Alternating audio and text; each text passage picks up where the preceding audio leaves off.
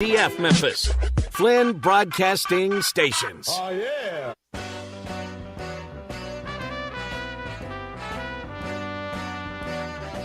It's time for Wolo and Friends on Sports 56 and 98.5 FM. Presented by Homer Skelton Hyundai. Here is your host, the voice of the Tigers, Dave Woloshin. If it's Memphis and it's sports, it's crazy. Another crazy day for sure. Tigers get another player. We'll talk about that in a second. Ja Morant was in court yesterday, and when you read the testimony and see the pictures, read the stories by the columnists, it literally sounds like something that would have come from the mind of a writer at Saturday Night Live. It is beyond belief that we are spending a week and all that money on a show over a punch in a pickup basketball game a year and a half ago. It's hilarious. It truly is. It's a mirror of, I guess, the craziness of society in 2023. Monday Night Football, 2 dramatic comeback wins. Week 14 is in the books. Jeff Moore will be here, our former Ram and former Tennessee Vol, to talk about all of that. The Grizz last night couldn't match Luka. They lose. They're now 6-16. And they're, remember, it was 4 games out of the postseason play and the play-in just a week ago. They're 6 games out now. New Orleans kept winning. They're in the final spot. Memphis has lost a couple, and And no ranking for the Tigers, but here we go. They got a guy. So they get Naquan Tomlin. Who is Naquan Tomlin? 6'10" power forward from Kansas State. So here's the word on Tomlin. He got into a bar fight. This is a guy that helped lead their team to the Elite Eight in the NCAA last year. He got in a bar fight. He was given diversion. I believe the coach and the AD wanted him back on the team. I believe the administration above them said no. And so the bidding war, or some kind of war, was on, and the Tigers win out. They got him to commit last night over Kansas, Arizona, Purdue, Indiana, Miami, Kentucky, Auburn, West Virginia. That's pretty impressive. Penny emerged the winner in all of that. On the way last year in the NCAA, Tomlin, who's 6'10", averaged 12.5, 5 rebounds, 2 blocks per game. For the whole year, against the Big 12 competition, he averaged 10.5 points and 6 rebounds. Wow. So what does that do for Jordan Brown? Does that make Jordan Brown truly leave now? Because maybe that big man dilemma has been solved? Do the Tigers have both and figure out a way to split minutes? How will this all work out with chemistry? The way I understand it is this. Once the semester at Kansas State is completed and everything's posted for the year, then he gets to enroll in the U of M. As soon as all that paperwork is done, the semester's completed officially at Kansas State, and he does the required stuff that he's got to do to become a student here. All the little paperwork is all I'm talking about. Then he's eligible to play. That might be as soon as Saturday, for all I know. I made a call, and I'll know a little bit later about it, when officially that K-State semester ends. And then it's the paperwork, and then you're in. He could literally, I think, have an opportunity, I don't think he will, to play against Clemson. Maybe to be against Virginia. Maybe it'll be against Vandy. Maybe it won't be until they start conference play January 4th in Tulsa. I don't know. But I know he's coming here. I know he's going to be rusty. He has not played since last March. He has not been with the team playing at all. So you got to get in shape. Then you got to learn the plays. You got to have some chemistry with your team. Not sure exactly when all that will come and fit in. But, whew, man, that's pretty impressive. In the meantime, still no ranking from either the AP or the college coaches. So in the AP, the Tigers are 29. And oddly enough, behind Ole Miss, no, that's acceptable. Ole Miss, by the way, was in the top 25 in the coaches poll. They were behind A&M. I don't understand that. And they were behind Auburn. In the coaches, they're 31. Ole Miss, rightfully so, should be. They haven't lost a game. They're 25. Boy, they barely beat people, though. On the road, they've beaten Temple and they've beaten UCF, and I think it's by a total of, 3 or 4 points. It's pretty impressive. In that coaches poll, the Tigers are 27. By the way, the teams they play this week, Clemson 13 in the AP, 11 in the coaches, Virginia 22 and 21 in the two polls, respectively. We're going to talk to Mike DeCourcy here in just a minute. We'll get his skinny on those teams and what he thinks about Naquan Tomlin and everything else. I'm sitting in the Family Leisure studio, and the Christmas sale has begun. You know that. Great deals on pool tables, shuffleboards, saunas. It's really cool to go in there because you will love the way it is laid out for the holidays. If you're tired and sore from shopping for the holidays, check out the huge in-stock selection of hot tubs and even better, massage chairs. That'll make you feel better, I promise. Surprise the kids, a new arcade, maybe a game table, a play gym. It's all there waiting with Christmas sales going on at Family Leisure. You know our title sponsor, it's Homer Skelton Hyundai in Olive Branch. Within that building is Genesis of Olive Branch. By the way, that whole building is going to be moved a little bit closer to downtown. I think a little easier to get off of Highway 78 to get to it. All the new stuff will be in there, including all the new cars. But that's a while. Go right now to Craft Road, first exit Mississippi off Highway 78, Lamar. Turn left and go see a guy named Vinny Gerard. He's over all the Genesis cars, including the two SUVs, the GV70, the smaller one, and the GV80. So they all have all the bells and whistles, all the new technology, all the new toys that are in cars that are just terrific. And you get that Genesis luxury, and now a special price, and definitely incentive financing. All you got to do is go see Vinny, the crazy Canadian, ask about those GV cars, the Genesis SUVs. You'll love what you see at Genesis of Olive Branch. We head east to Indy, our friend, the Hall of Famer from the Sporting News. That would be Mike DeCourcy on college basketball. So tell me your thoughts on Naquan Tomlin, the kid from K-State, basically, I guess, kicked off the team, although he had gotten diversion, and now will be a Memphis Tiger. Good morning.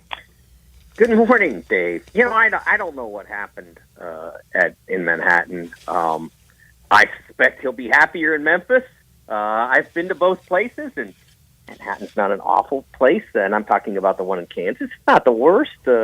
It's okay, but a lot more to do in Memphis than there is in Manhattan. So he's traded up a little bit there. He's obviously joining a program that is playing extremely well.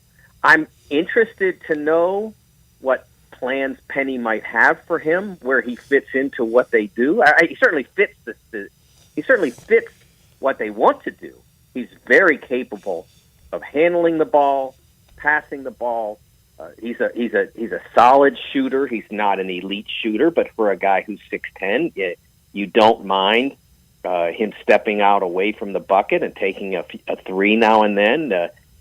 Career-wise, 27.5. Last year, percentage-wise, made 20 of 69. So what I mean by that is, if you want to play 5 out or 4 out and 1 in, sure, and you want to play him away from the goal, if teams don't honor him, he's a threat to make that. He defends very well, and what I like best about him is that he played his best basketball in their biggest games last year. You go into March Madness, and he was in double figures in every NCAA tournament game. He shot 60% from the field. He blocked 2 shots a game.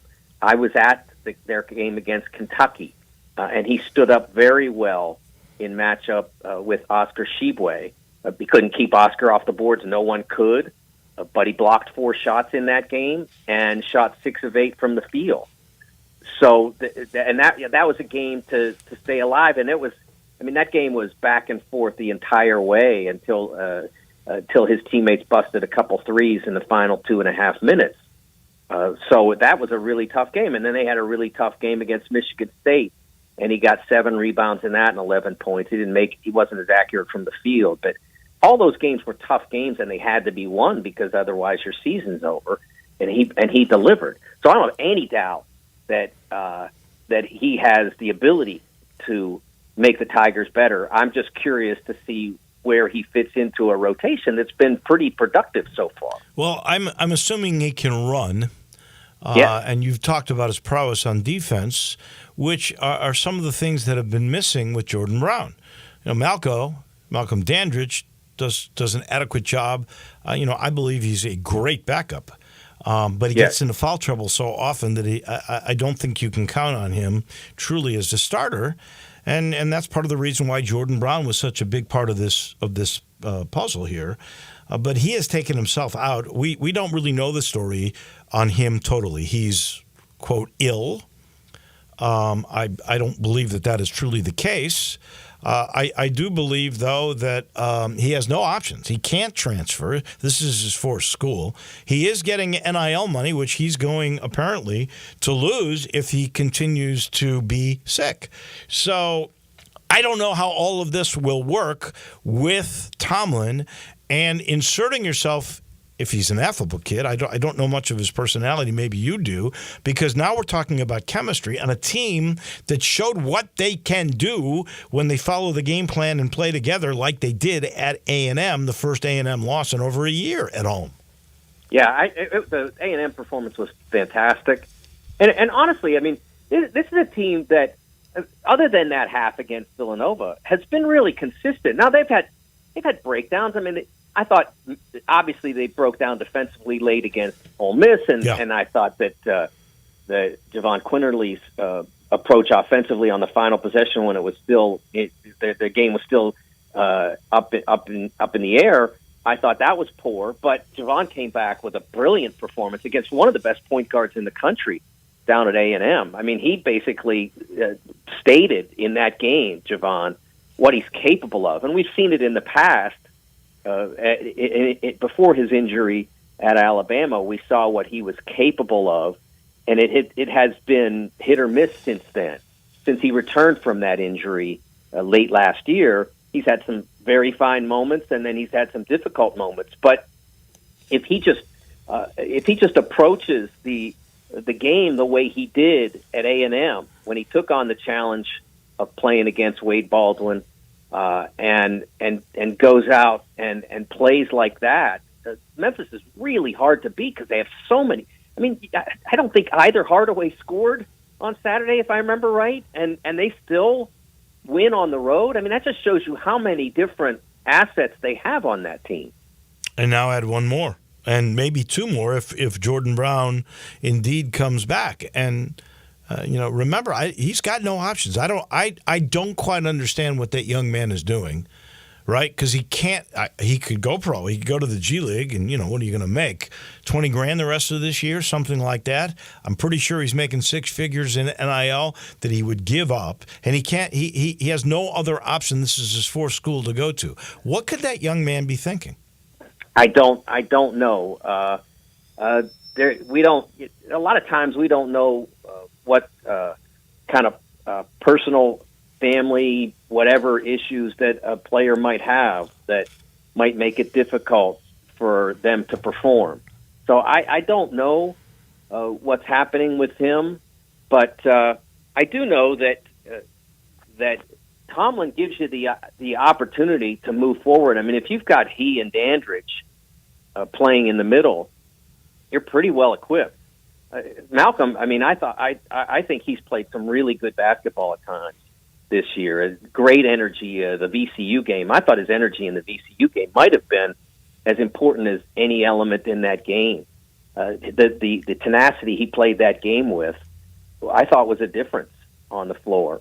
And so having him as a 15 to 20 minute a game guy is something that a lot of teams that are trying to chase the NCAA tournament and advancement in the Final Four and all of that, a lot of teams don't have somebody like him coming off the bench to give those kinds of minutes. With that in mind, here's a retrospect question for you. Let's just substitute Tomlin from the beginning of the year with Brown, and Memphis may have both, but let's say Brown's not in the equation, Tomlin is. Would you have picked Memphis higher in the top 25? I think I didn't really know at the time what everybody was capable of doing. I remember David Jones from the great games he had for DePaul, I should say.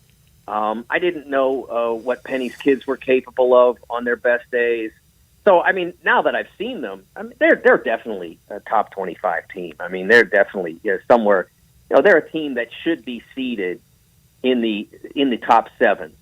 So that's fringe top 25. They should be seeded somewhere in the top 7. Now, you have to perform really well to get up there to where it's in the 4 to 5 range, because your league is not extraordinary. I think FAU will help if you can do well in those games. That might help your seeding. But it's definitely one of the top 30 teams in the country, without a doubt. What if they beat Virginia and Clemson this week? Clemson first, and then Virginia. I'm not. Look, Clemson's not 75 UCLA or whatever, right? But they're really good. That is, and it's great for the Tigers that that's a home game, because as Penny said, you should have a really good crowd there. But that is a veteran Clemson team. They are really rugged. They're mentally tough. They're very good with the basketball. They defend really hard. So I think it's a great challenge for the Tigers to play a team probably not going to beat itself. There may be an occasion here or there where they make a mistake, but they're not going to beat themselves on the night. So you're going to have to do it.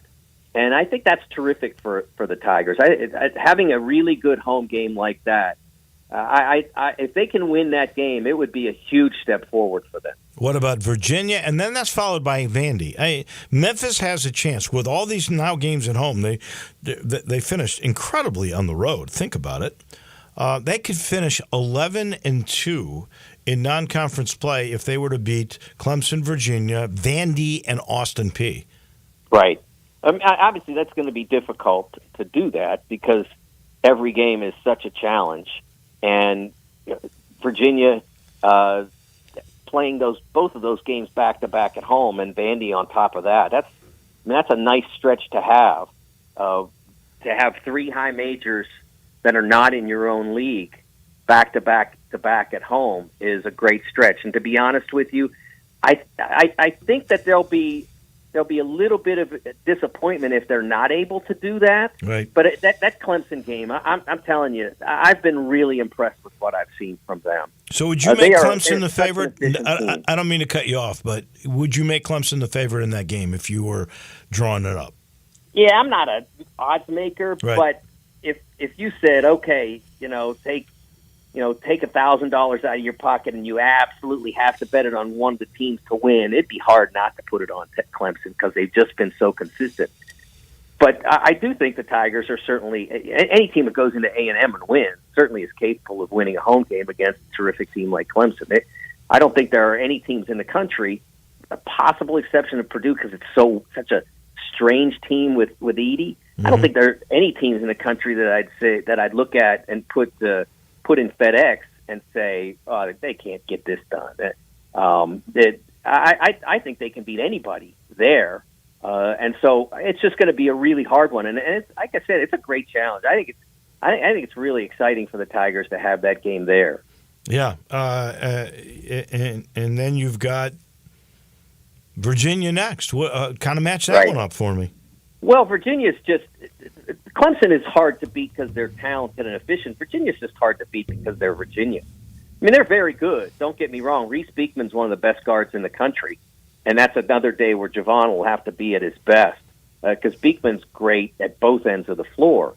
But they're just hard to play against, and that style that they play, it's a great challenge for the Tigers because they make you think every possession. And the Tigers have been really good at pushing the pace.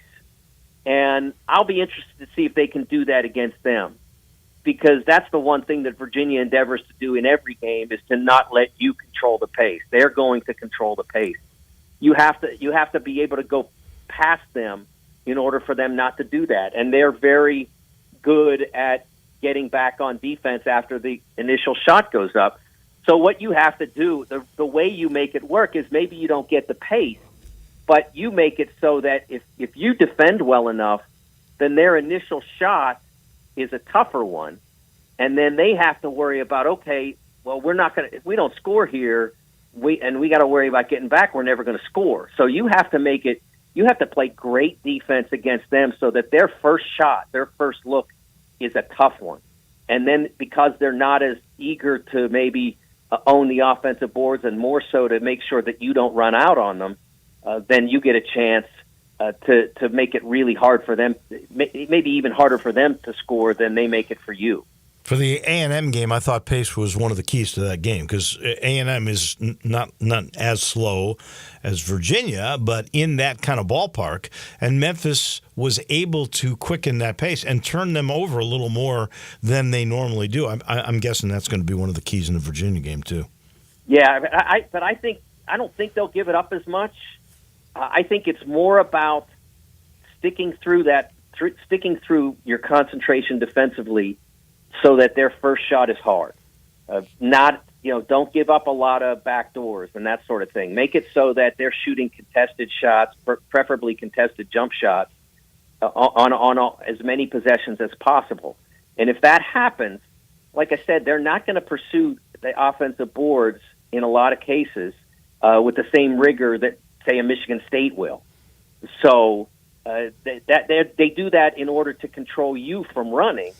But if they're not getting good looks the first time around and they're not getting many offensive rebounds, they are going to struggle to score. Top 5 in the new AP poll: Arizona, Kansas, Purdue, Houston, and UConn. From my vantage point, any 5 of those teams could win the national championship. I'm sure there are more, but from those 5, clearly you could get a national championship. What was interesting to me was there are 63 voters. 62 picked Arizona. The only other first-place vote came to Houston at number 4. Is Arizona that good a team? They're very good. They have great size. Umar Ballo inside was kind of a backup or a part-time. What they did, he started last year, but he a lot of times they played smaller. They would go with one big guy, and so he didn't get huge minutes. Now he's a regular, a starter's minute kind of player, and he's a real talent for sure. And then they brought in Caleb Love from Carolina, and he seems to have fit in after not really fitting in last year at Carolina. He's fit in very well with Kylan Boswell, the sophomore point guard, who's played really well. So they've got real ability there, and they've got a couple of wings who can make shots. I think that if you look at their schedule to date, they've played some very good teams, but those very good teams haven't been playing at the elite level. Duke has not played well. Michigan State's not played well. Wisconsin, they blew out Wisconsin. A lot of people were impressed by that. But Wisconsin isn't built to go to Arizona and win. It's just not the way they play. Purdue on Saturday will be a real challenge for them. It's going to be here in Indy, so it's somewhat of a neutral court, but Purdue should have most of the house in terms of the fans. And it's I think that's a real test for Arizona to see what they have. Well, that'll be a great game. Yeah, they're probably more dynamic on the perimeter than Purdue is, but they got to figure out Edey, and that's just a challenge for everybody. Last thing, Ole Miss 9-0. The best win is probably against Memphis. NC State maybe 2. Going to UCF. The 2 road wins they have, UCF and Temple, just barely, but they won. How good do you think this Ole Miss team really is? I think that they are very capable. I don't think they're overwhelmingly gifted. I think they won't beat themselves. They're very well coached, but their schedule was built to deliver what they have right now, which is momentum and success and belief. The Memphis series is. I think you guys have had. That one's been set for a while. It's not something that I don't think Chris Beard put together. Am I right about that? Right, but he says he wants to continue it, so that's good. And Penny wants to play those games. But if that wasn't in place, he probably wouldn't have scheduled the game because it was already in place. This schedule was built for a team that needs to learn how to win, so to speak, because they've been at the bottom of the SEC for several years. That's why they have a new coach. So it was built to learn how to win, and they're doing that, and that will serve them well in the SEC because it's going to get very tough for them right around late January when they go Auburn, Arkansas, A&M. Auburn is in there, Kentucky. It's a really tough stretch after they get into the SEC, into the heart of the SEC. They even start, other than their Tennessee game, I mean, they've got the games that you should be able to win, Florida, Vandy, LSU. You should be able to win those as Ole Miss right now. So it's going to look really good when they get into that really tough stretch. And then you might win some of those games just because you believe you can win. I'm a big believer in coaches understanding what their team needs and not necessarily trying to schedule to impress the national media. And certainly Chris, in building this schedule, did a very nice, effective job of building Ole Miss toward believing that they're a winning basketball team in the SEC. Well, they were picked 10th in the pre. I'm pretty sure they're going to be better than that in that league. Mike, as always, we appreciate all your time. Thank you much. Enjoy the week. We'll do this again next Tuesday. My pleasure, David. That's our man. That is Mike DeCourcy from the Sporting News. He is brought to you by Southern Security. That's your home team credit union. They have been for over 70 years, getting bigger all the time, building a brand new building in Collierville. And what they will tell you is they serve the Mid-South. That's their goal. They want to help you if you're a business owner, if you're in need of an auto loan, if you want better benefits with your credit card. Southern Security can handle all those business banking needs with the best low competitive rates on everything. Auto loans, on credit cards, on anything that you need, they're there for you, and they have been for 70 years. Big supporters of the Tigers Athletic Department, and they urge you to call and find out more. You can go to their website, southernsecurity.org, but go and call, ask a team member how they can benefit you. If you would like unbeatable rates, low fees, service, and the best in new technology, please go see my friends at Southern Security, your home team credit union. National Football League with Jeff Moore. That comes your way in just a moment. Be sure to follow us at Sports56 WHBQ on Twitter, Facebook, Instagram, and YouTube to watch live video of our shows, stay up to date with station events, and have chances to win prizes. Don't miss out on anything that's going on. Follow us at Sports56 WHBQ. Want to do something you can't do anywhere else? Join me in Sports 56 at Top Gun Memphis Thursday 11 to 1 and shoot for free when you mention Sports 56. While you're there, buy the ultimate Christmas gift, the fully automatic machine gun package for only $89. That includes 3 different machine guns, ammo, range safety officer, and the shooting lane, man. All for just $89. See you Thursday at Top Gun Memphis, Witten Road, with machine gun package and Liberty Bowl ticket giveaways, TopGunMemphis.com. Try it, shoot it, buy it. Hey friends, Bill Russell at Russell Brothers Fine Jewelers, and it's now time to get serious about Christmas shopping for your special lady. As we celebrate our 38th Christmas at Russell Brothers this year, we've gathered the most stunning collection of beautiful diamonds and gemstones that you can possibly imagine. Exquisitely designed and crafted with the finest workmanship, our array of rings and bracelets, pendants and earrings will dazzle your lady and will give her the message very clearly how much you care about her. You care enough to give her the best. If you've never been to Russell Brothers, we invite you to join our many customers and see what a difference personal attention can make. Drive right to our front door. Come on in and be a part of our 38th Christmas, and let us show you what value, quality, service, and selection can look like as you choose a piece for her that will make you the very best Santa Claus ever. Russell Brothers Fine Jewelers, 4646 Poplar at Perkins.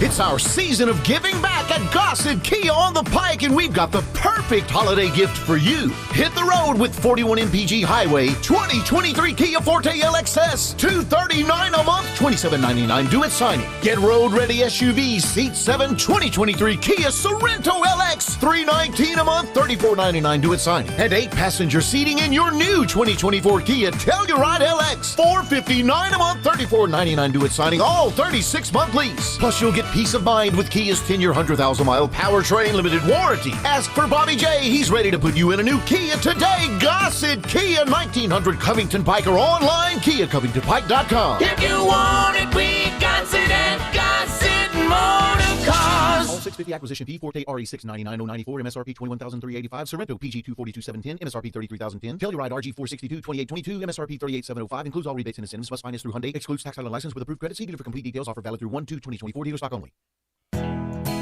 Nestled in the heart of East Memphis, located corner of Park and Cherry, is a beautiful residential neighborhood. I'm here at Town Village Audubon Park interviewing a new resident, Carolyn. Share with us why you chose Town Village. Well, if your parents or special friends need to make that big move, let me share with you my experience. It was tough for me to leave home, but then I discovered Town Village. I would like to highly recommend Town Village to you and your loved ones. After looking at all the amenities and meeting all the people and staff, I was hooked. From restaurant, bistro, 3 meals per day, housekeeping, transportation, security, health care, physical therapy, exercise room, and even a heated pool and spa. Come see us and make your new home at Town Village. Visit us and call Daniel at Town Village Audubon Park at 901-374-7342. There's no place like home, Town Village. It's the hometown Memphis Tigers taking on Iowa State in this year's AutoZone Liberty Bowl. Plus, Memphis music legends, the Barkays, will be there performing the music that made Memphis, and you'll want to be there too. Everybody say, So Bingo! Say, So Bingo! It's all happening Friday, December 29th at 2:30. Get your tickets today by calling the AutoZone Liberty Bowl at 795-7700. The Tennessee Highway Safety Office reminds you that fans don't let fans drive drunk. Now, back to Wolo and Friends on Sports 56 and 98.5 FM, presented by Homer Skelton Hyundai. Here once again is the voice of the Tigers, Dave Woloshin. Lonely feeling deep inside. Welcome back in as we cruise through this kind of tumultuous Tuesday with all the news that's going on. Monday Night Football put to bed week number 14, and maybe, because they don't usually have 2 Monday Night Football games 2 or 3 times a year, this might have been the best ever 2 Monday Night Footballs with 2 incredible comebacks. Let's start, we'll get to the Titans second, but let's start with the Giants, Jeff Moore, and the Packers, because that game was crazy. You had the Packers score with 1.5 minutes to go to seemingly take the lead and win the game, and then on comes little Tommy DeVito. Don't forget about this. Tommy DeVito's the local hero. In that stadium in New Jersey, he won a state title as a kid in high school, and now he comes back and engineers this comeback. They march down the field and kick a field goal at the horn to win the game. What a comeback by this Giants team. They lost, obviously, their starting quarterback midway through the year. This kid, what has he won now? 3 or 4 in a row. He's been amazing. He has been amazing. And of course, Saquon Barkley has been strong for them too. And their defense has been respectable, but you didn't expect them to beat the Packers. The Packers upset Detroit last week and looked like Jordan Love was on a good streak to be playing well for this team. And, I think it's just the nature of the season that we're in, that we're seeing on any given Sunday. It doesn't matter what the records are, what have you. You have to come ready to play, and you got to play 4 quarters. Well, and the Titans did that with Miami. We'll get into all the upsets, but let's go with the Titans. They actually played better in that game than the Miami Dolphins, but they kept turning the ball over, and then they were able to pull off 2 touchdowns, and a 2-point conversion in the last 4.5 minutes to win this game. Will Levis, the guy that came from Kentucky that was the backup until the starter got hurt, there's another case of this guy stepping in, unlike maybe DeVito. I don't know. The jury's still out on him. But I don't think it is on Levis. I think this guy's an NFL quarterback. Well, he sets a record for a rookie on a Monday night with 327 yards passing, his first 300-yard game.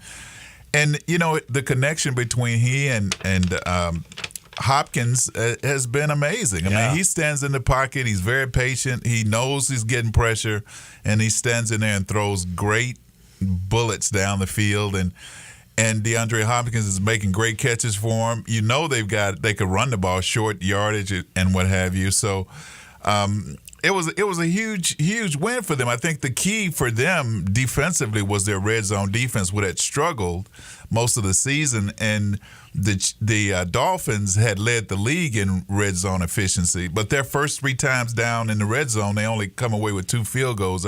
I thought that was huge for the Titans, the way their defense were playing in the first half. Well, you mentioned Hopkins. He had 7 catches, 124 yards. One of the 2 touchdowns at the end, plus the 2-point conversion. And Derrick Henry, who had a pedestrian kind of a night, but he scores the winning touchdown. Yeah. I mean, he's just one tough dude. He is. And the Dolphins, they've got some challenges ahead. I mean, they've got, I think, 4 of their offensive linemen are out with injury. Yeah, they had 3 out to begin with, and then the 4th got hurt in the game, and the 4th might be the best guy. Yeah. So I think they're really in trouble if they continue to have that loss in the trench. And they've got the toughest part of their schedule coming up. They got the Bills. They play the Cowboys. It's going to be tough sledding for them. And Tyreek Hill appears to be a little hobbled himself. So they're going to have to dig down deep to try to win their division, first of all, and then be strong going into the playoffs, where they were probably considered one of the top seeds beneath Baltimore. So let's just say the 2 comeback wins last night in dramatic fashion at the end to keep you at the edge of your seat the whole time come as upsets. Then the week started with an upset with New England beating Pittsburgh. New England, they can't score, 21-18 in that game. And then all the players, I like this, were rallying around Bill Belichick saying, hey, we finally executed what he told us to do.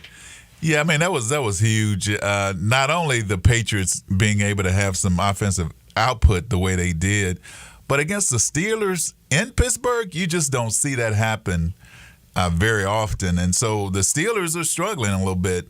They were a team that were kind of flying under the radar, had a good record, were kind of staying in the hunt for the division, at least the second seed in the division.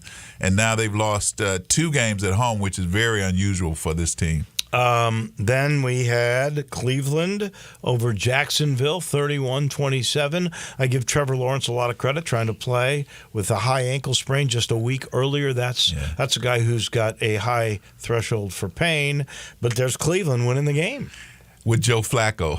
Yeah, right. Who has played well for them the last 2 games. And really, this defense for Cleveland is so good that if you can muster an offense that can score at least 14 to 20 points a game, you're going to be in just about every game. And that defense showed up and played well.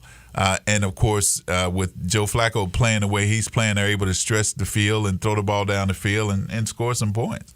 And then my Bears over what was for a while the new darling of the league, the Detroit Lions. The Bears win 28-13. They held the Lions to 267 total yards, shut them out the second half. How does that happen? Well, one of the things that's really hurt the Lions this year is this turnovers. Jared Goff has been, unfortunately, these last 3 games, he's got like 7 turnovers and had 2 interceptions in this last game. That doesn't bode well for them. But the Bears, you got to give them credit. I like Justin Fields. I think you get some players around him. He'll be an effective quarterback going forward. And this team is playing hard. They're playing for their lives, of course, individually, but to see them play together as a team and get a big upset. And, of course, the division wins like this, the teams typically play each other tough. But we thought that the Detroit Lions were going to pull this game out, and they lost it. I think if the Bears should have swept the Lions, by the way. They should have won in Detroit. But I think if the Bears were to win out, they could actually make the playoffs. Their defense has certainly gotten better.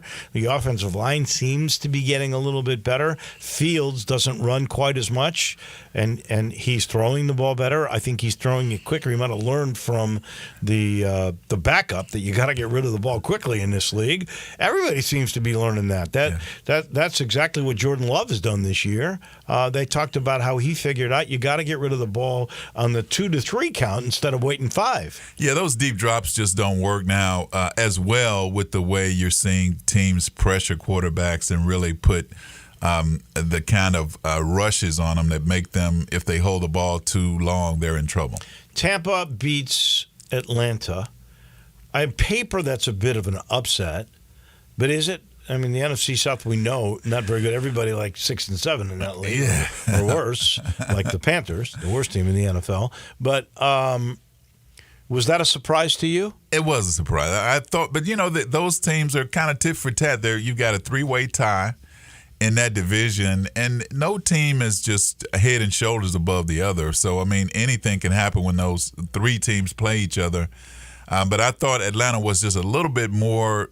Had a little bit more talent and was playing a little bit better. But again, you nothing surprises me in the NFC South. Tell me how the National Football League, with their rules that they are, it's to score. They decided a while ago, we like big hits, but we think points on the board is the sexiest thing going. How does a team, Minnesota, win a game against Vegas on the road 3-0? Like, if it was a blizzard in Buffalo or Chicago or Cleveland, I could get that. But in a dome? Come on. Well, you have to give the defenses credit, and then you have to discredit the offenses because neither team showed up offensively.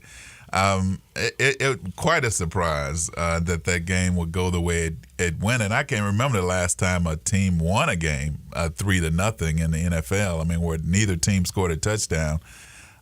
Very unusual outcome. All right, so 2 really cool games this week that are going to have implications for the playoffs because there's so many. I think there's now 7, 6, and 7 teams, so the wild card race has become very, very intriguing. The best one of those could be Dallas at Buffalo. I never trust the Buffalo Bills. Allen is so talented but so inconsistent. But can you believe, because it's in Buffalo, I don't know what the weather's going to be, but they're actually the favorites by 2.5 over a Dallas team that crushed Philly. That was no upset there. Yeah. They're at home. Dallas has won 15 games in a row at home. But this is in Buffalo. Kind of break that one down for me. Yeah, well, the Cowboys haven't been, in terms of their one-loss record, as effective on the road. And I think this line might have been influenced a little bit by their upset win over Kansas City. But you got to look at that game against Kansas City and realize that they were just a few inches from actually beating Buffalo at home. And of course, Kansas City has lost 2 games now where they've had receivers kind of have gaffes at the end of the game. Buffalo plays well at home, but the Cowboys, the way they're playing offensively and defensively with Dak Prescott really so far kind of in the discussion for MVP, I don't know how you pick against the Cowboys on the road against a very inconsistent Buffalo Bills team. I think the Cowboys, if they played the kind of defense they've played lately, and their secondary, their linebackers, their pressure on the quarterback has been outstanding.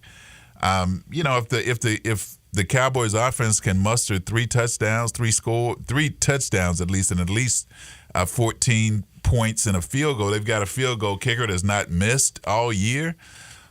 I don't know how you pick Buffalo in that game. I like the Cowboys in it. All right, and then the last game, which is going to be intriguing, Baltimore at Jacksonville. Baltimore may be the best team in the whole league now. They're tied at the top with 2 or 3 other teams at 10-3. And Jacksonville seems to be not 100% efficient because of the loss to Trevor Lawrence. But they're playing for their playoff lives here to win their division. What do you think? Yeah, I like Buffalo in that game. I like Baltimore. The Baltimore in that game because they've been the most consistent in terms of running the football and their defense. And the Jacksonville, as you said, they're kind of banged up right now. They need to get a win. Losing to Cleveland the way they did was an upset that nobody saw coming. Trevor Lawrence had 3 interceptions in that game, so he's got to play better. But I think Baltimore is going to win that game. I like them in that game because they've just been more consistent on the road. But, I mean, they needed a punt return in overtime to win against the Rams. So, it could be a game that could go either way, but I like Baltimore. All right, my friend, thank you. Enjoy the week. Week 15, we'll talk about that next Tuesday. Look forward to it. Thank you. That's our guy. That is Jeff Moore, former Vol and former Los Angeles Ram. He's been with us for years and years and years, just the way a lot of people have been with the Eflin Insurance team for years and years and years because they take care of you. The team at the Eflin Insurance Company, they go out of their way to get to know you, to collaborate with you, to protect you the right way. They'll get to know your family. They'll know what colleges your kids want to go to. They'll know everything about you so that they can protect you, including your budget, so they get the right protection for your car, for your home, and even life insurance. If you've got a small to mid-sized business, another one of their specialties, they get to know you and your product and your employees, what your goals are, forecast you out a little bit, what's your budget, and then they protect you with the perfect commercial insurance. All you got to do is call Matt or Grant, Andrew, or Heath, any of the guys at the Eflin Insurance team. It's 901-386-4777. That, by the way, spells out GUR because they love the Tigers. Matt, by the way, was at the A&M game. Loves following the Tigers. He was good luck, too. All you got to do is call that number. You'll be protected the right way with the Eflin Insurance team. Back, couple of notes. Shohei Ohtani. The more I see this guy, you know he can pitch. You know he can hit. But he is one smart cookie, too. We'll tell you exactly why when we come back. Start your day with Sports 56 Mornings with Greg Gaston and Eli Savoy. Weekday mornings from 7 to 10, right here on Sports 56 and 98.5 FM.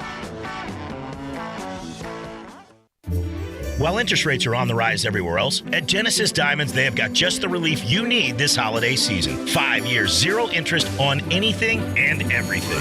Hey, it's Eric Hasseltine. That's right. Genesis is rolling back interest rates to 0.0%. So that $5,000 ring is yours for just $85 a month. Nothing's held back. Rings, earrings, bracelets, bands, certified natural diamonds, lab-grown diamonds, even luxury pre-owned Rolex watches. Just pick any item for that special someone and spread your payments out over 5 years without paying a dime in interest. A $10,000 designer ring comes to just $167 a month. Don't miss this incredible offer. Where else in America can you get financing for 0%? Colored gemstones, designer fashion jewelry, the year's most treasured gifts, all included in this once-a-year offer. This Christmas in Memphis, you have a great alternative so you can get more for your money. That alternative is Genesis Diamonds at Poplar and Perkins Extended. On approved credit, see store for details.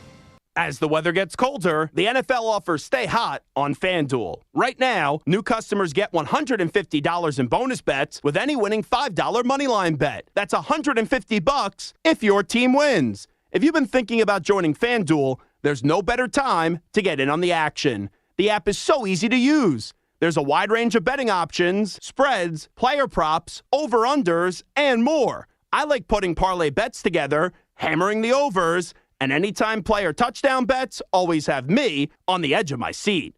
So if you're ready to do the same, visit FanDuel.com/win and kick off the NFL season. That's FanDuel.com/win. FanDuel, official partner of the NFL. 21 plus and present in Tennessee. First online real money wager only. $5 pregame money line wager required. First online real money wager only. $10 first deposit required. Bonus issued as non-withdrawable bonus bets. It expires 7 days after receipt. See terms at sportsbook.fanduel.com. Gambling problem? Call TN Redline 1-800-889-9789. I'm Gary York. I'm the service director at Lexus of Memphis. Our service department wants to be more than just a place where you get your oil changed. We do glass repair, windshield replacement, recalibration of your camera and sonar systems, even wheel repair, tire replacement, all the things you would expect from a luxury automotive dealer. Please check out our website. You can schedule your appointment, check out our specials, hours of operation, or if you'd like to do it in person, please reach out to one of our associates at 901-271-5199. Memphis's oldest restaurant, Coletta's, was established in 1923 to give Memphians the best Italian food possible. And I'd say they got it right. They are the creators of the barbecue pizza. It was Elvis's favorite, and I know for a fact that a large will feed one person all weekend. If you need to feed several, though, Coletta's caters any event. Choose from homemade lasagna, ravioli, Alfredo, primavera, and so many other delicious items you can't help but enjoy. Impress employees or clients and treat them to Coletta's for lunch or dinner. Plan ahead and get your holiday party booked at Coletta's. Elvis's favorite place to go eat with his buddies at the South Parkway location, and Coletta's even has an Elvis room dedicated to him. Call Coletta's on South Parkway at 948-7652 or Appling Road at 383-1122. Coletta's. It was Elvis's favorite, and it should be yours too.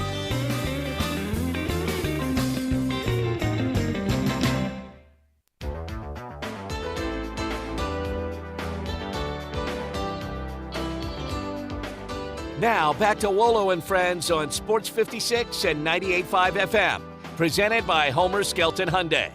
Here once again is the voice of the Tigers, Dave Woloshin.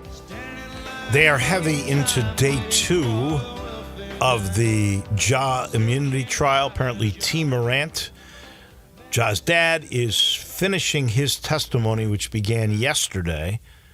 Joshua Holiday, who is the Holloway.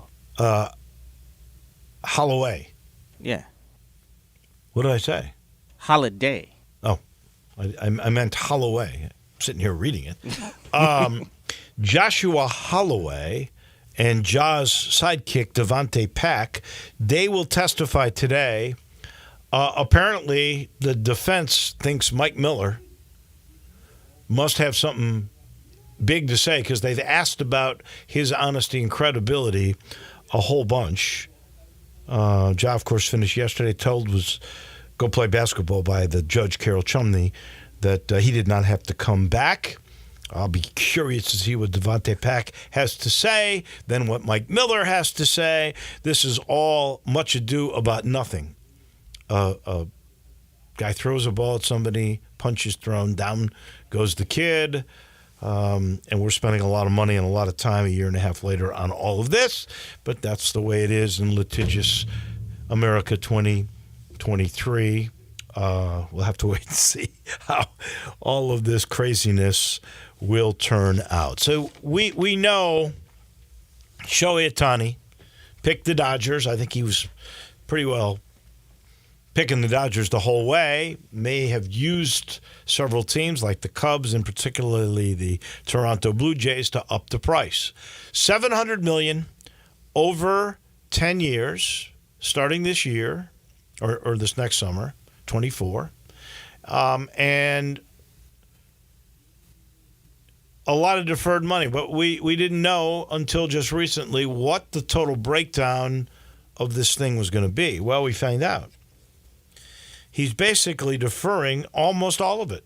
Out of the $70 million average, 97% of that will be deferred. So if we take the $70 million, $68 million of that will be deferred. In other words, $680 million will not be paid out until the year, I want to say it's going to be 2034, so when the 10 years are up, 2034 to 43. So in that period of time, that's when he'll break down the $680 million. So it'll be $68 million a year.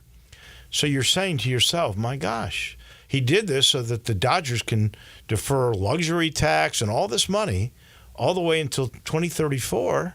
But how's he going to live on $2 million a year? I mean, when you're living in L.A. and you've established this kind of lifestyle, how can you possibly live on $2 million a year?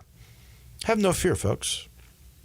Shohei Ohtani disclosed yesterday he makes $45 million a year in endorsements. How smart is he? He knew all along. This is what he said to the Dodgers. Don't worry about the money for a while because just give me $2. I'll live off the 45. So he's got $47 million a year. Must be nice. Just think about this.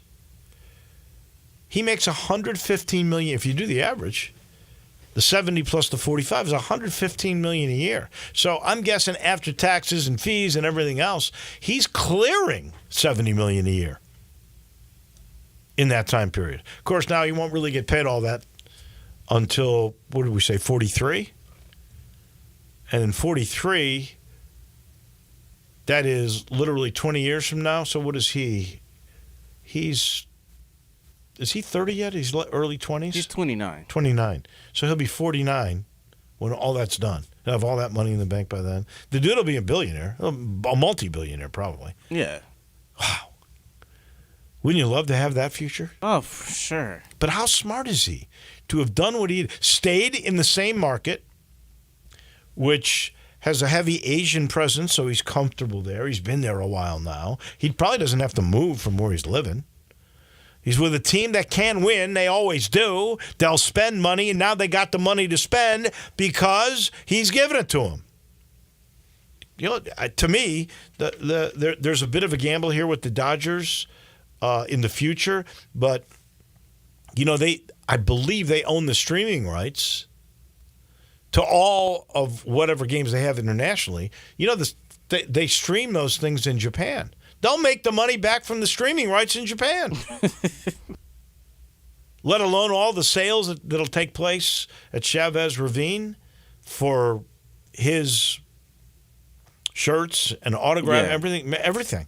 You know, it's very similar to what was it Rob Gronkowski was doing when he was playing, because I think his NFL paycheck, even though he was getting like top dollar as a NFL tight end, I think they said that he saved his NFL paycheck, but he would spend the endorsement money to do all this. Well, and think about it, he's still doing that. It's that loans for service people. He's still doing those ads. Yeah. Think about this. You know, Michael Jordan still does ads. And Michael Jordan is what, 50-something? Like, he should be in his 60s. Maybe 60. Michael Jordan is still getting endorsement money. That's the way Ohtani's going to be. Ohtani's going to make endorsement money, and LeBron will too, up until their late middle ages, because they're just such a draw. It's an incredible story, that is for sure. If you are thinking about building a home, maybe you want a renovation you want done the right way, I got a guy. You know it by now. I've talked about him for years, and he's been around for years. The company's been around over 70 years. We love those long-time companies, Southern Security, and, of course, Ken Garland. Ken Garland, Custom Home Builders, he's a rare guy. He sees all the little details of every project, but yet he understands the big picture, which is why he's going to work closely with you, because he knows you're making a financial commitment. It's large, and he wants to be sure you're happy, and he'll work closely with you to make sure you get what you should expect. Quality construction, on time, on budget. They've been doing that for 2 generations now. If you go to kengarland.com, you'll see exactly what I'm talking about. If you need land, he's got that. If you're not sure how to utilize the land that you've got, well, he's got the knowledge, 70 years worth of knowledge. If you want a renovation, I call it renovation with innovation. You love your older home, but you want the modern amenities, he's your guy, 751-1632. There's no better builder, I promise you, in Memphis than Ken Garland, Custom Home builders. That'll do it for us today. We'll see you bright and early. That'll be tomorrow morning. Johnny Radio's right around the corner. Have a great day, everybody.